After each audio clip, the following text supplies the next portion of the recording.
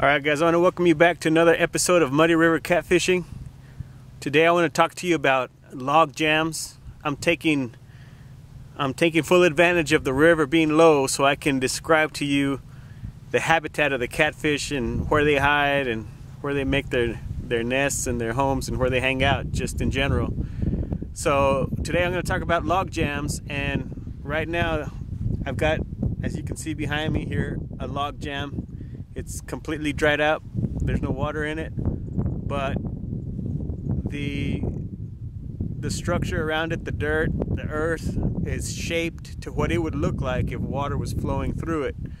So let's go check it out and we can figure out how these log jams work.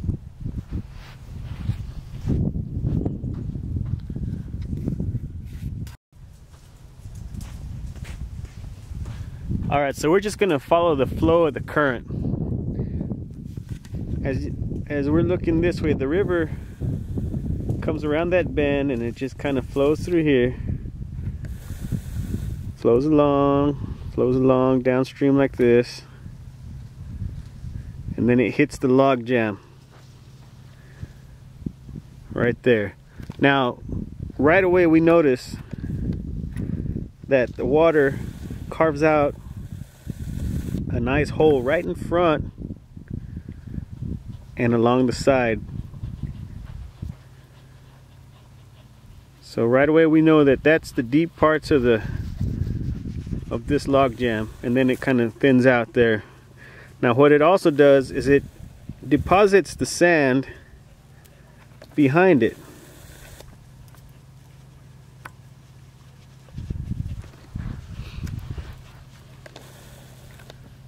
See that there? So the fastest moving water is always going to be where the carved out parts are. So we know that the fast water comes, it hits there, it carves out this hole along here, and then it kind of levels out and just gets back to normal that way. So where would the fish be in this little log jam? Okay, the fish are going to be, number one, if they're active, they're going to be waiting right on the edges of that log jam for the current to bring food to them.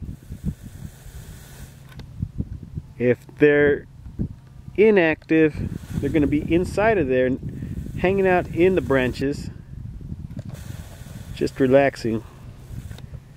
Or one other place that they could be is in this tailwater, where this little sand dune flattens out back here. That's going to be slack water. So they'll also be hanging out there just to be out of the main current. So now let's go inside of the log jam and we can see what it looks like. Alright, so this is the back side of the log jam, and we can kind of see what's causing this. There's an old tree. There's an old tree branch right there going down. And there it is. That's an old cottonwood tree. And it's grabbing all of these salt cedar branches and making that little jam. Now it's a perfect little pocket back here. See in there? Fish could hang out underneath there, all around, and along this side.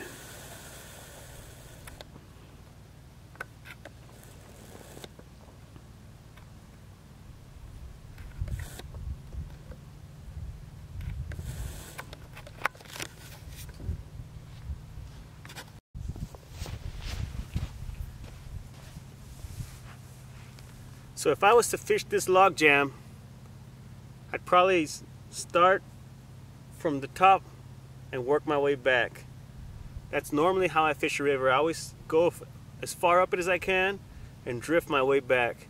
So I'd probably park up ahead of this thing and cast to the front of it using cut bait or some kind of a blood bait, chicken liver chum bait that I make, and then work my way back. And I'd probably come around this point here and tie off here and fish the slack waters that way. And if I was fishing this thing at night, I would use live bluegill, and I'd fish up front with the fishing line, and I'd probably put a yo-yo hanging right here with a little drop line. So this is a basic way of how a log jam is set up. Most of them are typical, and I think there's another one downstream here, so let's go check that one out.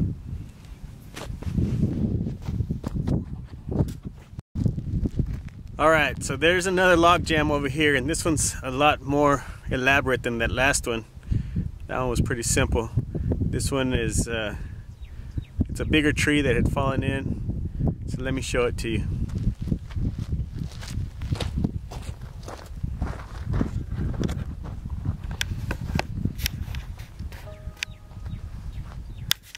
Okay, it actually starts over here. There's a branch that goes across, and it starts breaking the water. There's a few tires in the riverbed there. But this is the log jam I want you guys to see. It's big enough that it makes,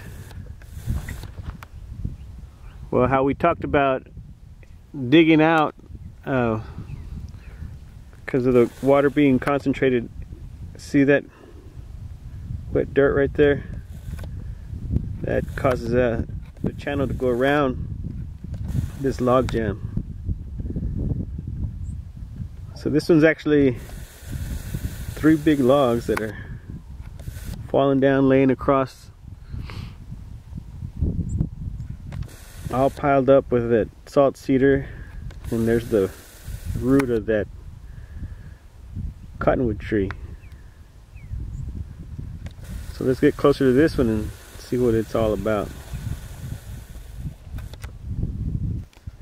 Alright, this log jam, as you can see, it's got a void underneath there, and it's got all of that stuff piled on top of it, and it continues this way. Starts to form a little bit of an island.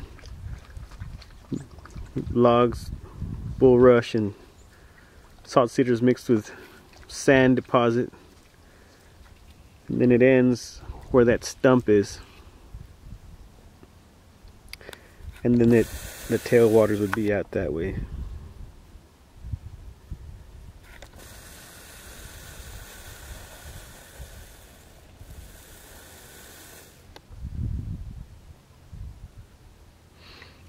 So if I was fishing this one, I'd probably bring my little boat and start way over here. I'd probably tie off to that branch and cast downstream. I always cast downstream, fish towards this log right here. And once I've caught whatever's biting there or didn't get any bites, I'd float down to this log and tie off there and fish this back area all through here up to this log jam, fishing each side of the log jam.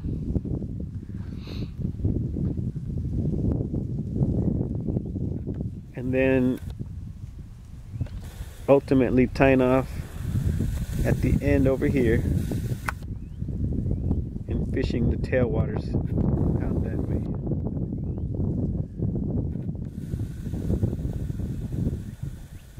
So let's go take a look inside of this log jam and see what it looks like.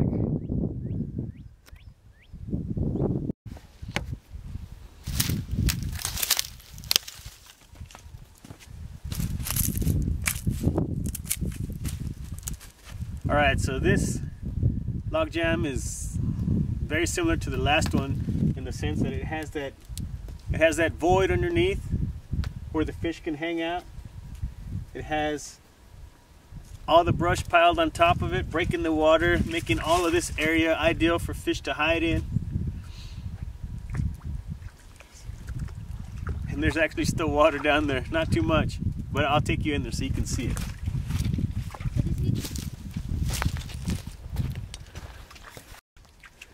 Alright, so here's that log jam. We're going to get it up close and personal.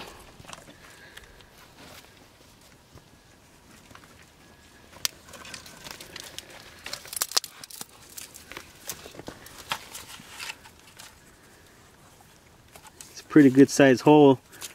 I mean, you can see in comparison to my dog there. This is the very front of it.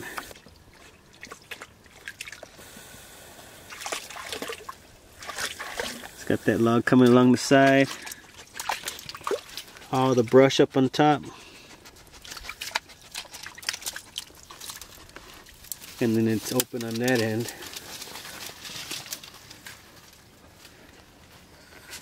And then it just kind of tails off and flattens out that way.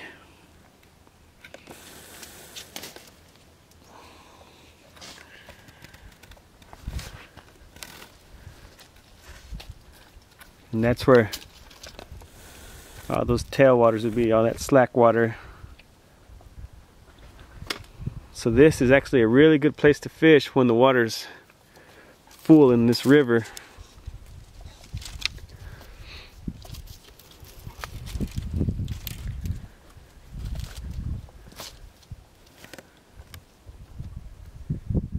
Okay, so the first drop line that I would put, or yo-yo, would be on that branch way up there at the very beginning of the hole.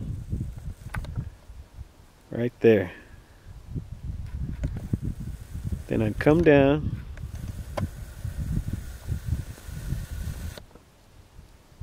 to this branch that goes across, and I'd put one on that branch right there, drop it straight down into that hole.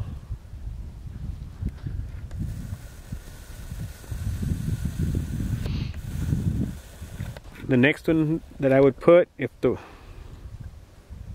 water was at the right level, would probably be off of that branch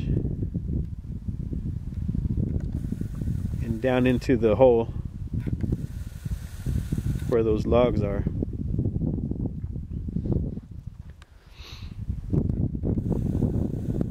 Then put one behind the log jam on that branch. Either one of those branches. Maybe that one in the back even.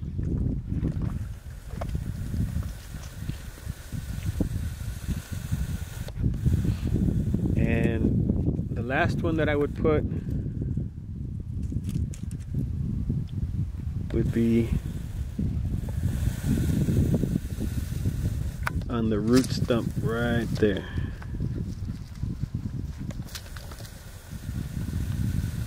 And that's where I would place my bluegill for flatheads on this log jam. I want to thank you guys as always for watching Muddy River Catfishing. I hope this little segment has helped you understand how a log jam is set up underwater when the water's flowing. And like I said, I'm just taking advantage of the fact that there's no water here so that we can all understand what it looks like. Some of us are lucky enough to have water year-round, but the ones that don't, I guess we just make the best of it. So, as always, take care, and we'll see you next time.